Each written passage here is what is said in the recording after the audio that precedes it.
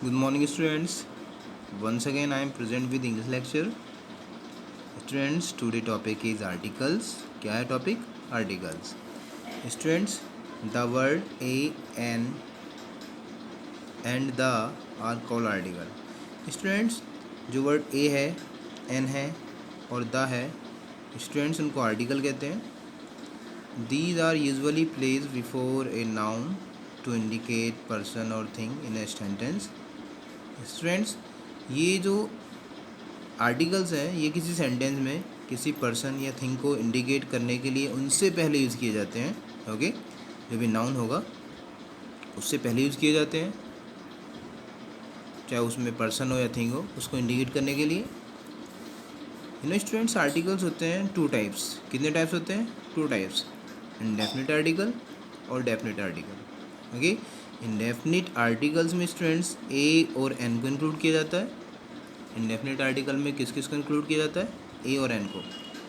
Second होता है students definite article. सो definite में स्टूडेंट्स केवल दा को ही ऐड किया गया है. ओके, तो सबसे पहले स्टूडेंट्स हम पढ़ेंगे इंडेफिनिट आर्टिकल. क्या पढ़ेंगे? Indefinite article. Students, indefinite article, the articles a an can refer to any person or thing. These are indefinite articles. Students, जो आर्टिकल ए और एन है वो किसी पर्सन को, थिंग को क्या कर सकते हैं? रेफ़र कर सकते हैं. Okay, these are indefinite articles. यही इंडेफिनिट आर्टिकल्स हैं. Rules for using a and the. Students, इनको यूज़ करने के लिए, ए को और एन को यूज़ करने के लिए सबसे पहले जो रूल्स हैं उनको पढ़ लेते हैं. Okay, A is use before word starting with consonant sound. Student, पहला पॉइंट आया है, ए को जो हम यूज़ करेंगे किससे पहले यूज़ करेंगे? किसी भी कॉन्सोनेंट साउंड से पहले. ओके, जब कोई कॉन्सोनेंट साउंड स्टार्ट होगा, ओके, तब. Second point, and before vowel that have a consonant sound. Means यदि कोई वोवेल आ रहा है लेकिन उसका साउंड कैसा है? कॉन्सोनेंट है. कैसा साउंड है उसका? कॉन्सोनेंट. तो उससे पहले स्टूडेंट्स हमको ए ही यूज़ करना है. एग्जांपल देख लेते हैं. A woman. स्टूडेंट्स, यहाँ पर जो एक नाउन आया है वुमन, इसमें डब्ल्यू आया है, यानी कि यहाँ पे जो कॉन्सोनेंट साउंड है तो ए का यूज़ किया गया है. ए डॉग, यहाँ पर भी स्टूडेंट्स डी का साउंड है, मीन्स कॉन्सोनेंट साउंड है, तो ए को यूज़ किया गया है. A fruit. स्टूडेंट्स, यहाँ पर भी कॉन्सोनेंट साउंड को शो कर रहा है. A unit. स्टूडेंट्स, यहाँ पर अगर हम देखते हैं है तो यहाँ पर यू वोवेल, लेकिन साउंड किसका आ रहा है? कॉन्सोनेंट का आ रहा है. किसका आ रहा है? कॉन्सोनेंट का आ रहा है. तो हमको चेक करना है साउंड किसका है. Okay, unit. यू मीन्स ए को शो करेगा. Okay, university. स्टूडेंट्स, यहाँ पर अगेन कॉन्सोनेंट साउंड आ रहा है तो किसका यूज़ करना है? ए का. मीन्स जब कॉन्सोनेंट साउंड आए तो ए का यूज़ करना है. किसका यूज़ करना है कॉन्सोनेंट साउंड से पहले? ए का.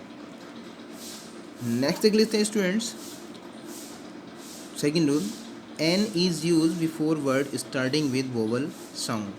स्टूडेंट्स, हम एन होता है ए एन एन, उसका स्टूडेंट तब यूज़ करते हैं जब हमें कोई वोवल साउंड मिलता है. कौन सा साउंड मिलता है? वोवल साउंड मिलता है. And word where the consonant sound at the beginning is silent. Okay,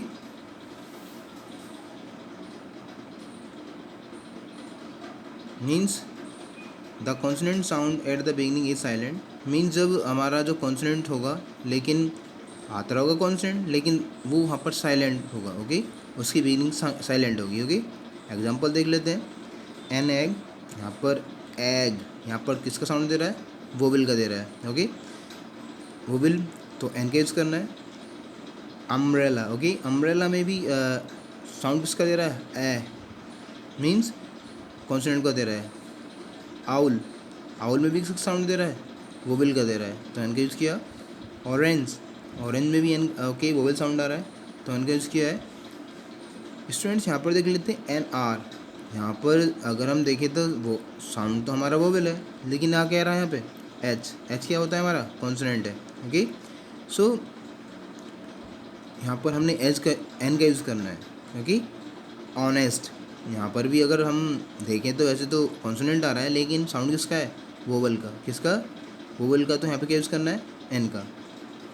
so students, revise this all exercise, okay, and do the exercise which I am giving you.